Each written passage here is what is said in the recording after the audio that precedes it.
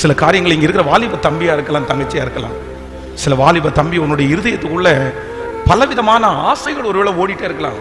உங்களுக்குன்னு ஒரு விருப்பம் இருக்கலாம். அது படிப்பா இருக்கலாம், அது எதிர்கால வாழ்க்கையா இருக்கலாம், அது எனிவே எது வேணாலும் இருக்கலாம். இல்லைன்னா உங்க பிள்ளைகளை குறிச்சு கூட ஒரு கற்பனையா இருக்கலாம். அந்த கற்பனைக்காக நீங்க ஆசையா அதை உருவாக்கி இருக்கலாம்.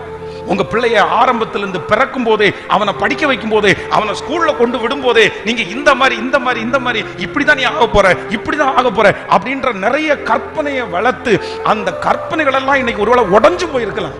நான் இப்படி ஒரு சூழ்நிலை வரும்னு நினைக்கவே இல்லையே, நான் இப்படி ஆவேன் நான் நினைக்கவே இல்லையே, நான் இப்படிலாம் நினைச்சேன்.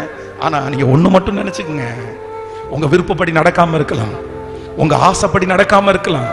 நீங்க அநேக நாட்களாக கற்பனை பண்ண எல்லாமே உடைஞ்சு போயிருக்கலாம்.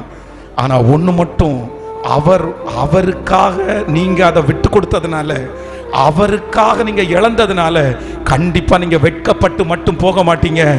அவர் கொடுத்தாருன்னா உங்களுக்கு 1% இல்ல, நீங்க ஆச்சரியப்படுற அளவிற்கு, நீங்க பிரமிக்கிற அளவிற்கு, இதுதான் எனக்கு ஏற்றது, இதுதான் ஆண்டவர் எனக்காக வச்சிருந்தது, இதுதான் என் எதிர்காலம் அப்படின்னு இன்னைக்கு புரியாம இருந்தாலும் அவருக்காக விடும்போது கண்டிப்பா உங்களுக்கு தெரியும்.